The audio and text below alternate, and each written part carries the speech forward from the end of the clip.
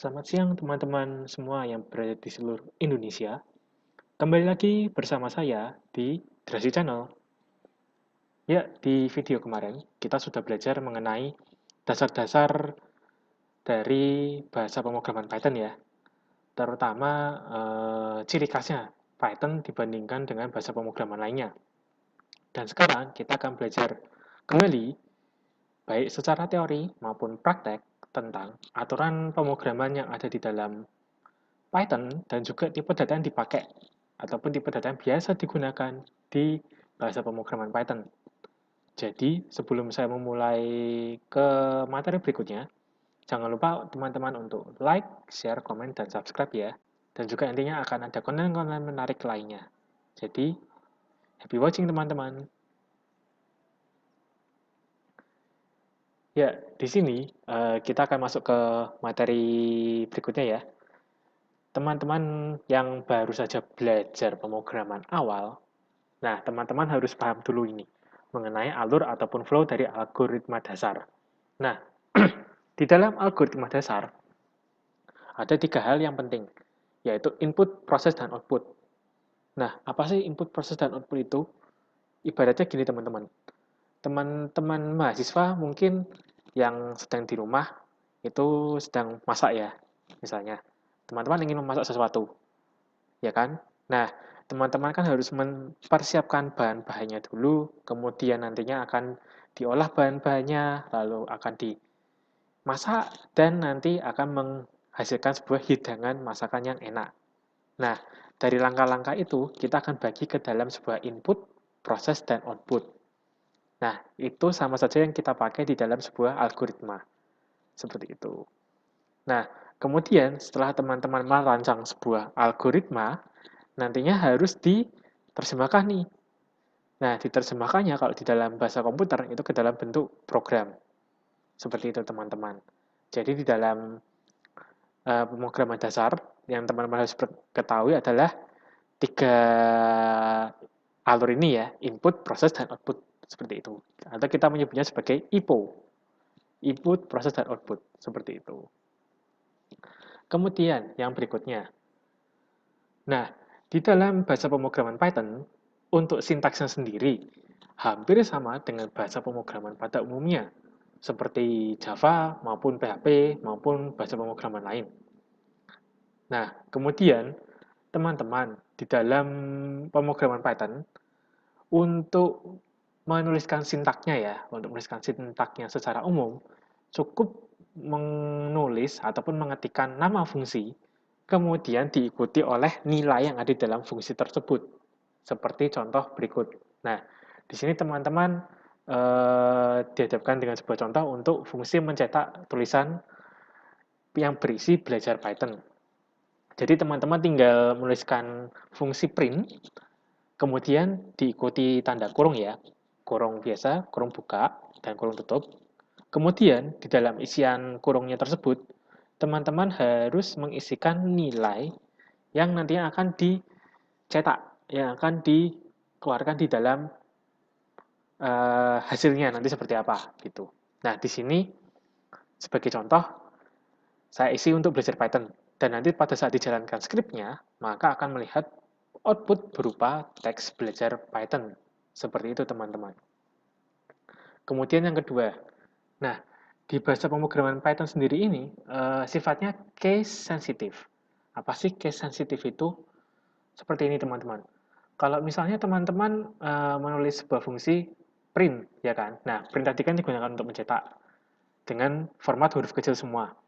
Nah, begitu teman-teman nantinya mengubah tulisan print tersebut dengan huruf besar ataupun salah satu saja, pasti nanti pada saat dijalankan, teman-teman akan mendapati sebuah pesan error.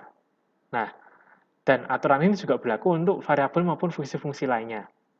Nah, jadi antara penulisan ini ya, penulisan untuk variabel ataupun nama fungsi di Python, huruf besar ataupun huruf kecil ini pengaruh banget.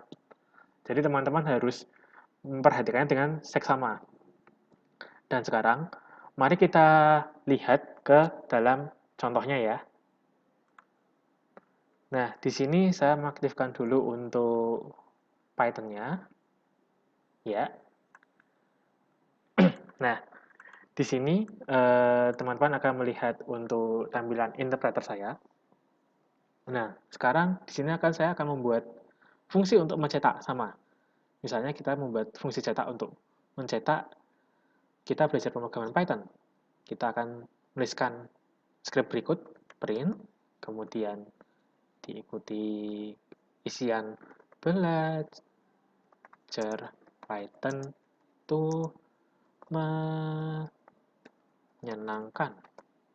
Nah, ketika di-run, maka akan muncul hasilnya yaitu belajar Python itu menyenangkan. Tetapi teman-teman, begitu teman-teman menuliskan untuk nama fungsinya nih beda.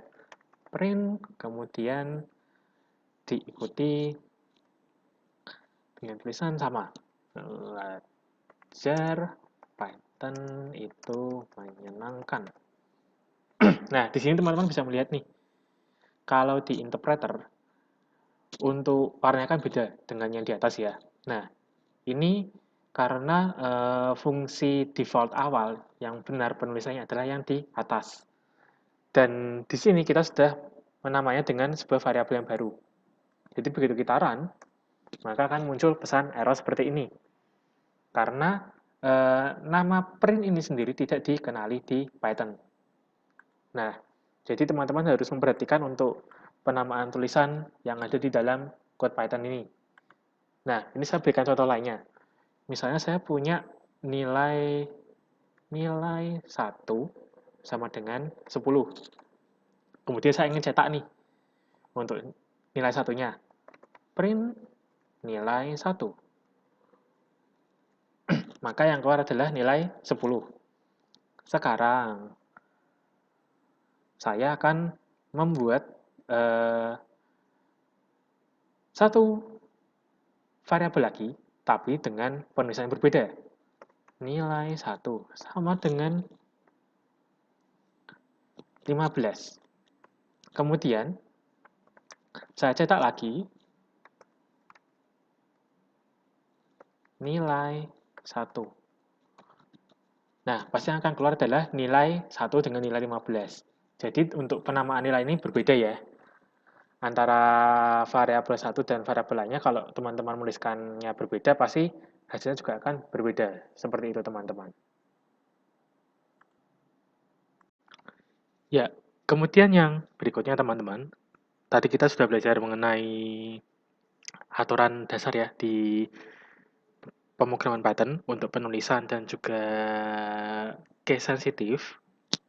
Dan sekarang yang berikutnya adalah teman-teman kalau misalnya nih disuruh membuat untuk program dasar dan disuruh memberikan deskripsi ataupun disuruh memberikan untuk bagaimana caranya teman-teman biar code-nya ini mudah dipahami sama teman-teman yang lainnya kalau untuk belajar.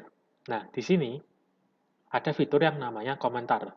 Nah, jadi sebuah komentar ini atau yang kita lambangkan dengan tanda pagar ya, itu adalah sebuah kode di dalam script yang tidak dapat dieksekusi ataupun hanya digunakan sebagai keterangan tertulis pada sebuah script. Nah, di sini akan saya contohkan untuk penggunaan komentar itu seperti apa di dalam aplikasinya. Ya, di sini misal kita masih pakai yang tadi ya. Nah, misalnya saya di sini akan menuliskan untuk membuat sebuah inputan nilai yang berbeda untuk penjumlahan. Misal pemberian nilai pertama untuk penjumlahan. Nah, ini satu baris ini dengan tanda pagar kita sudah sebutnya sebagai komentar, teman-teman. Jadi komentar ini kalau kita jalankan, tidak akan muncul hasil apapun karena komentarnya hanya digunakan untuk teman-teman sebagai deskripsi saja. Begitu. Nah, ini saya akan memberikan contoh. Misal untuk nilai A sama dengan 10. Nah, di sini berarti saya kasih komentar lagi. Nilai A ini memiliki, bukan nilai A ya, tapi variabel A memiliki nilai sebesar 10. Nah, di sini pun nanti untuk yang komentar ini juga tidak akan dieksekusi nantinya, tidak akan terlihat. Nah, seperti ini. Nah, begitu saya mau mencetak, print untuk menghasilkan nilai A-nya ya, print A. Di sini mencetak nilai A, maka yang akan keluar adalah nilai 10-nya. Nah, jadi untuk fungsi komentar ini, teman-teman bisa gunakan untuk memberikan deskripsi di program yang teman-teman tuliskan, yang teman-teman coding. Jadi untuk setiap tahapannya, untuk setiap alur, teman-teman disarankan untuk membuat sebuah komentar.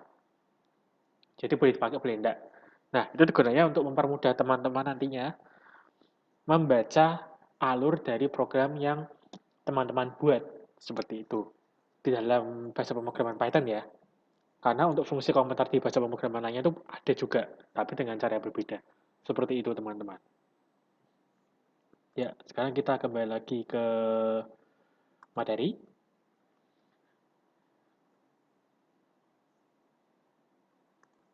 Ya, dan sekarang kita akan masuk ke tipe data dan variabel.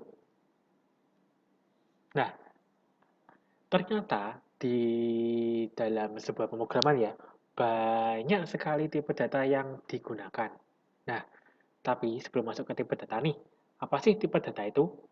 Jadi, tipe data itu merupakan sebuah media ataupun memori komputer yang digunakan untuk menampung sebuah informasi ataupun nilai yang ada. Nah, jadi pada Python, di sini banyak sekali tipe data yang bisa dipakai. Mulai dari tipe boolean, tipe string, integer, float, hexadesimal, kompleks, list, hingga tuple dan dictionary. Seperti itu. Nah, di sini akan saya contohkan sedikit untuk penulisan tipe data ya. Ya, ini adalah contoh untuk penulisan tipe data ya teman-teman. Jadi gini, jika teman-teman ingin menuliskan untuk penulisan tipe data yang pertama dulu, untuk penulisan tipe data string ataupun karakter. Jadi, teman-teman, identiknya di sini adalah harus menggunakan tanda petik.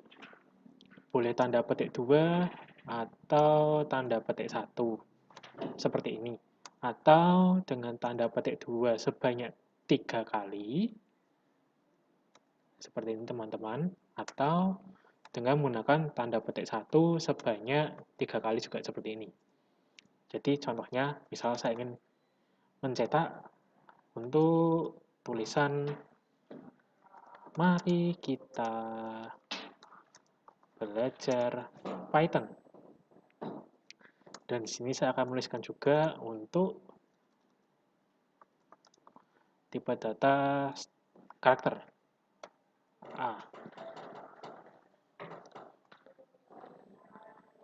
Ini adalah tipe data string, setengahnya di bawah ini. Kita copy dulu, kemudian kita paste. Ini tipe data karakter. Nah, jadi nanti teman-teman, begitu teman-teman nanti merun code ini, maka di tampilan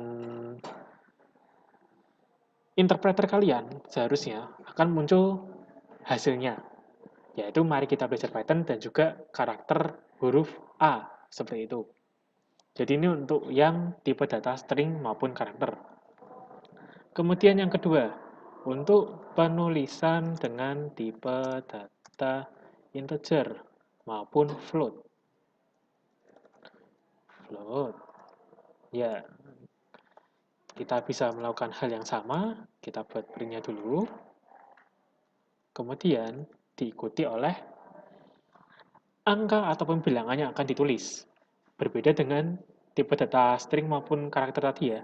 Kalau di string ataupun karakter, teman-teman kan harus menuliskan tanda ataupun menambahkan tanda petik di dalam kurungnya ataupun di dalam mau menuliskan nilai. Tapi kalau untuk tipe data integer maupun float, teman-teman tinggal menuliskan bilangannya saja. Seperti ini. Cuma yang perlu diperhatikan di tipe data float ya. Untuk tipe data float ini harus menggunakan tanda titik sebagai pengganti koma. Seperti ini teman-teman. Kemudian yang ini adalah tipe data integer atau INT. Kemudian yang berikutnya untuk penulisan tipe data boolean atau dengan nilai true atau false. Jadi teman-teman bisa menuliskan seperti ini, A sama dengan true, B sama dengan false, atau langsung saja print true atau print false. Nah, ini digunakan untuk pernyataan yang benar. Untuk yang true, ini untuk pernyataan yang bernilai benar. Sedangkan yang ini adalah untuk pernyataan yang bernilai salah. Yang di bawahnya pun juga sama. Kemudian yang terakhir, untuk tipe data penulisan tipe data list dan tuple. Nah, untuk list dan tuple, ini seperti ini. Untuk list dan tuple. Saya berikan contoh.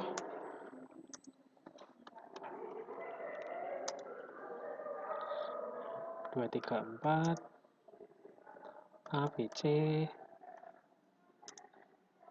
14,5. Ini pun saya akan isikan dengan nilai yang sama.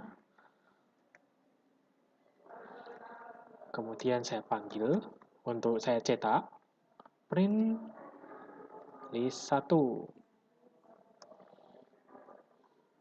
Bawahnya juga sama, print tuple 1. Nah, di sini untuk tipe data list, nah, tipe data list di sini untuk nilai di dalam list tersebut dapat kita ubah ataupun dapat kita manipulasi. Sedangkan di dalam tuple, untuk nilai di dalam tuple tidak bisa kita ubah. Tidak bisa kita ubah. Seperti itu. Dan juga yang sebagai pembedanya juga dari ini ya teman-teman, untuk kurungnya juga. Kalau list kita menggunakan kurung siku, sedangkan untuk tuple kita gunakan kurung biasa. Nah, itu menandakan untuk tipe data list dan tuple. Dan kalau kita jalankan, kita run, maka nanti teman-teman akan mendapati hasil seperti ini. Ya, jadi kurang lebihnya hasilnya seperti ini nantinya teman-teman.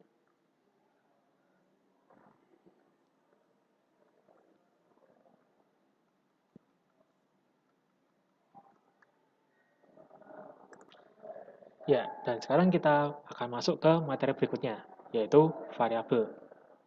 Tapi sebelumnya, teman-teman jangan bingung dulu ya, karena kita masih lanjut nih untuk materi berikutnya. Nah, jadi di variabel ini, apa sih yang dimaksud dengan variabel itu? Atau teman-teman tahu nggak sih variabel itu apa? Ibaratnya gini, teman-teman kalau misalnya pergi ke restoran, teman-teman pergi ke restoran, kemudian teman-teman memesan makanan, ya kan? Memesan makanan ataupun mengadakan sebuah reservasi di restoran tersebut. Nah, pasti akan ditanya, untuk berapa orang, terus kemudian berapa lama, pilihan paketnya apa saja, pilihan menunya apa saja, harganya berapa, dan lain sebagainya. Nah, atribut-atribut yang ditanyakan oleh si pelayan kepada kita, itu kita sebut sebagai variabel. Nah, jadi variabel itu adalah lokal memori yang dicadangkan untuk menyimpan sebuah nilai. Nah, kemudian sama halnya dengan variabel, isinya kurang lebih tentang data dan isinya dapat diubah oleh operasi tertentu pada program yang menggunakan variabel. Kemudian yang berikutnya, variabel juga dapat menyimpan berbagai macam tipe data. Kemudian sifatnya dinamis, dan juga untuk penulisan variabel sendiri pun di Python ya, memiliki aturan tertentu. Nah, di sini ada 3 nih. Yang pertama, untuk karakter penulisan di variabel, yang pertama, boleh menggunakan huruf biasa, huruf kecil, ataupun dengan menggunakan garis bawah ataupun underscore. Seperti itu. Kemudian untuk karakter kedua, misalnya ini kalau teman-teman menuliskannya dengan 2 kata. Misal first address, kayak contoh yang ketiga tuh. First address. Nah, teman-teman bisa memberikan tanda underscore di bawahnya. Seperti itu. Kemudian yang ketiga, nah, karakter pada nama variabel itu bersifat case sensitif. Nah, di pembahasan sebelumnya, ingat, karena sifatnya case sensitif, berarti nilai di dalam sebuah variabel itu bisa jadi berbeda, tidak mungkin sama. Contoh, antara variabel first address dan first address dengan tulisannya berbeda ya, itu merupakan variabel yang berbeda. Seperti itu teman-teman. Nah, untuk cara penulisan variabel pada umumnya adalah dengan menuliskan nama variabel yang dituliskan teman-teman, bebas, sembarang, apapun, diikuti dengan isian nilai dengan menambahkan tanda sama dengan. Kemudian diikuti dengan nilai yang akan dimasukkan ke dalam variabel. Ya, jadi kurang lebih seperti itu teman-teman untuk materi kita di sesi pertama. Nantinya akan ada sesi kedua. Jadi teman-teman tetap semangat belajar, stay tune, dan tetap jaga kesehatan semuanya teman-teman. See you at the next video.